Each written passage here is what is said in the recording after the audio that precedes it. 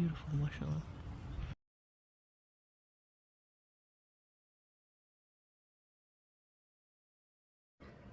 Assalamu alaikum rahmatullahi wa barakatuh. Hope you're doing well. So, Uber has got this new feature, which I'm sure you've heard about, which is allowing female drivers to choose female passengers to choose female drivers. And what I think is really interesting about this is it just highlights the brilliance of Islam, in my opinion, because Islam discourages free mixing with the genders and encourages women to have a male chaperone when they travel, because if you think about it on a deep spiritual level, when a woman is alone traveling, she's more vulnerable. And the wealthy female celebrities will have bodyguards, and no one bats an eye, but for some reason, feminists, especially liberal progressives, if you say that a woman shouldn't go out without a male chaperone, they get really pissy. And so they are basically telling women, if you're poor, you don't really deserve or need protection. And then we see tons of cases now where female joggers are assaulted or stalked, and women are accosted on the subway. Things get sketchy real quick. Things go sideways constantly. And so, with the rise in these cases where women are assaulted in their Uber rides, we're seeing the importance of the sexes segregating themselves. So, if a man tells his daughter, you should only have a female driver and you shouldn't be alone in a car with a man, the feminist liberals used to say that's misogynistic and sexist. And we're free, we can do whatever the hell we want. But now you see, actually, having a female driver is important. And now they're choosing to use sex segregation. So, if Islam tells women to remain around women as much as possible, it's called oppression, it's called misogyny and sexism. But if Uber does it, now it's smart and safer. And so you see the contradiction here in what the liberal feminists and the rad femmes promote. At least with the anarchist feminists and the rad femmes, they think all men are really dangerous, so they're more consistent than the liberal progressive feminists who encourage more reckless behavior from women to travel alone and to travel abroad alone, which is it's quite dangerous. Okay? So, when I read that Uber is now having that feature, it just made me really thankful for Islam, because Islam really connects to a woman's fitrah of, hey, you should not be so blindly trusting of men.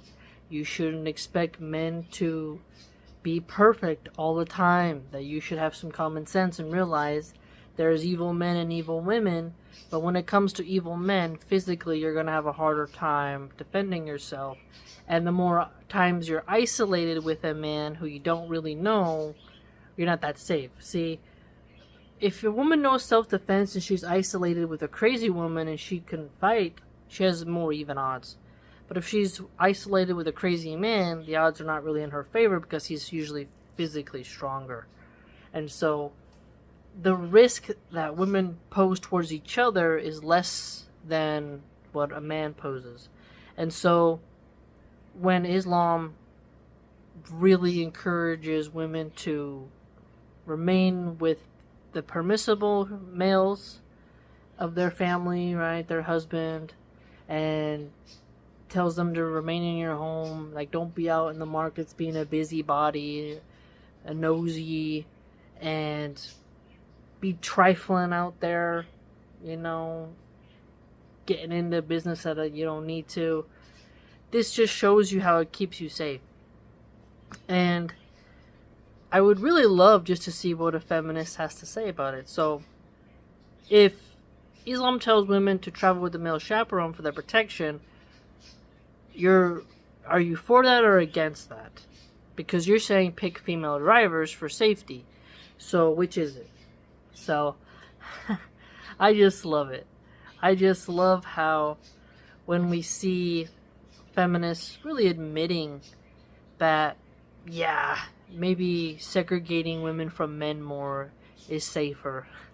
And you also see this with the prisons, with the Frankensteins who are imitating women. They just have to identify as a woman, get into a female prisons, and this makes the inmates less safe. So you're noticing this dilemma here. How do you protect, female-only spaces? And if Islam says it's good to have female-only spaces, and a feminist fights against that, well, who is she really fighting for? It's interesting. So Islam fights to have male and female spaces, whereas feminists, they don't really want men to have their own spaces.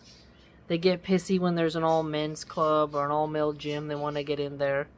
They avoid usually all-female gyms. They don't last very long because they kind of love the male attention. So you notice that women like to invade male spaces, but they don't want the Frankensteins to invade their areas now.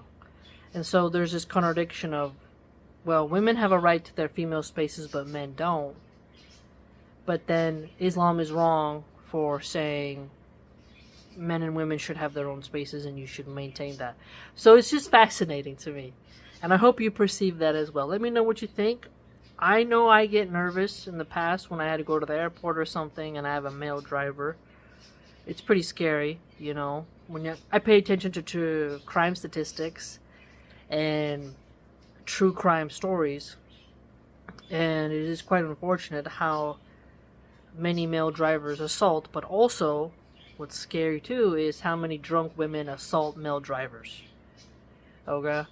And I'm glad that more drivers are putting cameras in their vehicles in order to protect them from crazy drunk women, because that's wild. And it's also crazy how women are encouraged to get really blackout drunk and then take an Uber home, to be alone in a car with someone they don't really even know. And how that's a very normal thing in America, is to get really drunk, very impaired, and then get in a car with a stranger during the night and, get home. It's odd. And if you look up how many problems Uber's been having, you're like, okay, what's going on here? But also, some men will just identify as women, and then you're like, okay, how does this go?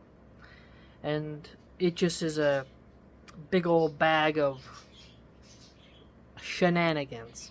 So, alhamdulillah for Islam, because we have that consciousness of self-preservation, shyness, and just the more you obey the rules of Islam, the more you realize you don't need to always be around men.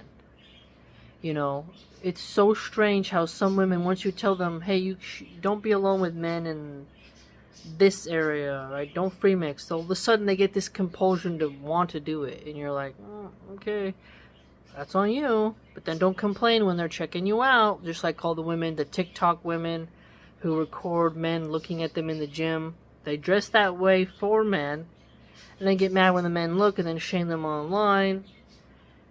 I've shared posts in the past where women get mad when the male coworker doesn't really make too much eye contact or leaves the office door open. You look at Keanu Reeves when he meets up a female fan. He doesn't touch her. He has his hand away.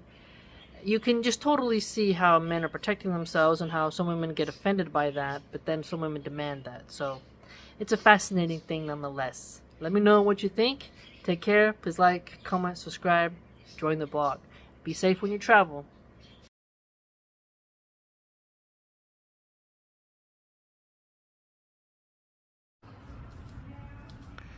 So pretty. Cute little babies.